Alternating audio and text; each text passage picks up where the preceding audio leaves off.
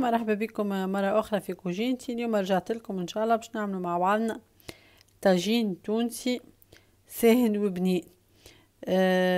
نسيت ما عملتش الفيديو هذا باش نسلم عليكم ونقول لكم شنو طيبنا، حسيلو كان كي قريب يوفى بخاسك الطاجين كيما تراو في الريزولتا.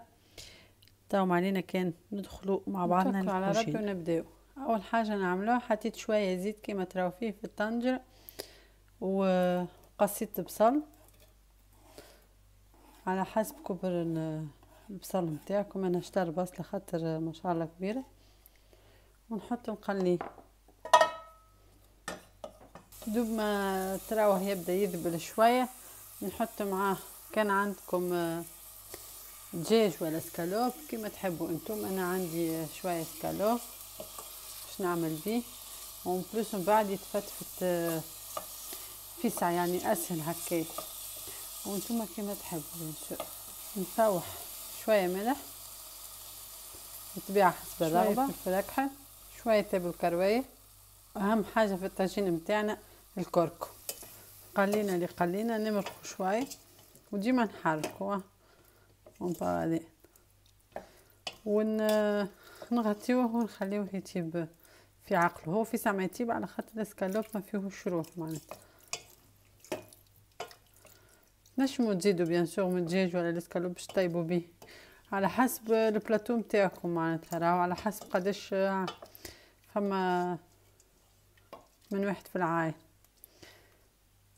خليوه هكاكا ونغطيوه. قصيت البطاطا قصيتها جويده دي كوب صغيرين كيما تراو فيها. اختصرت في الفيديو باش من معناتها ما نطولوش برشا. وحطيت الزيت يسخن ونحط نقلي كعبتين متوسطين وديما نعاود على حسب الحكار نتاعكم، على حسب كبر يعني المول نتاعكم.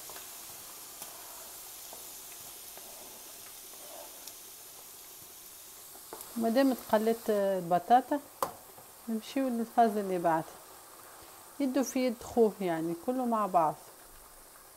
نبدا نحضر في العظام نتاعي. انا باش ناخذ بين 8 10 كعبات هكاك.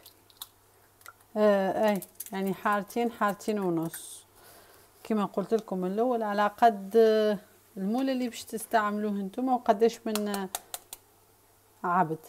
ما نجمش نعطيكم الاحكار بالضبط خاطر بالحق ما نعرفش قداش يلزم معناتها بالضبط. عينكم ميزانكم. انا حطيت في الاخر 9 كعبات. تو باش نركضهم للي يدخلوا الكل في بعضهم يعني.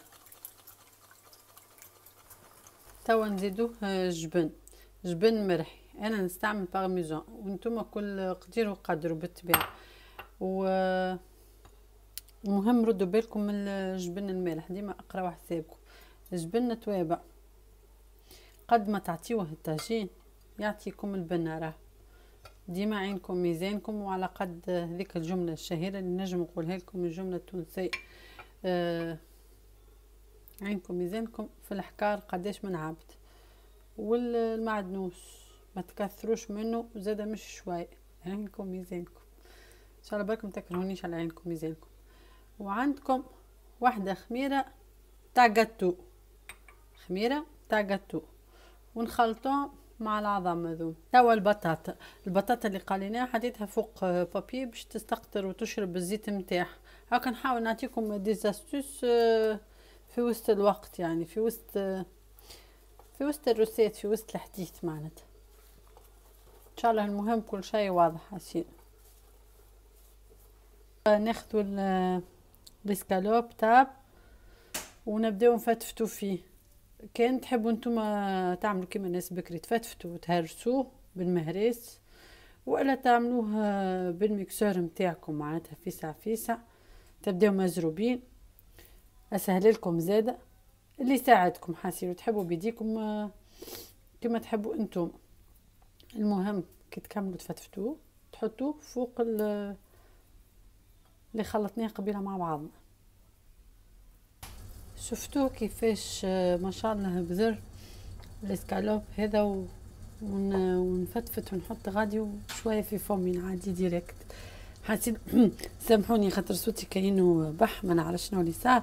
المهم بعد ما حطينا هذاك كله مع بعضه توا نجيبو كالتختوخ اللي طاب فيه نسكالوب ونصبوه ونخلطوا الكل على بعضه.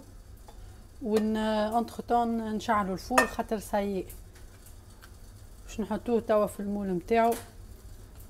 بيان سور بعد ما نحركوه بالكدا باش يدخل كل شيء في بعضه، ونحطوه في الفور 180 دوغري دو بريفيرونس، يعني ما يكونش قوي.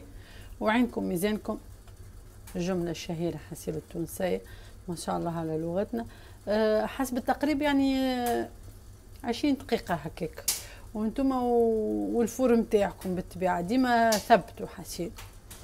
باش نحط في المون هذه انا اليوم عملتها بالزيت بالزبده، شنو سامحوني، عملتها بالزبده وباش نصب فيها كل ونحط كما قلت لكم 180 دوغري بلوز موان 20. اكيد ان شاء الله بقدره ربي نعاود نرجع لكم كيف يطيب ويحضر.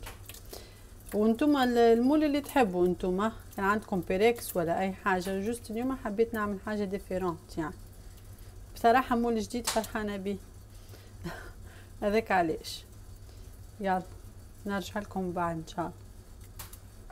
وهذا الطاجين نتاعنا حضر، ريحته فايحه ما شاء الله على الاخر، ونأكد لكم ان هو بنين. ان شاء الله تكون انتم عجبتكم الطريقه. كان عجبتكم اعملوا جيم وبارتاج، وخليوا لي الكومنتير نتاعكم، وابونيفو باش يوصلكم جديد ان شاء الله. ونرجع لكم في رسالة جديده بقدره ربي.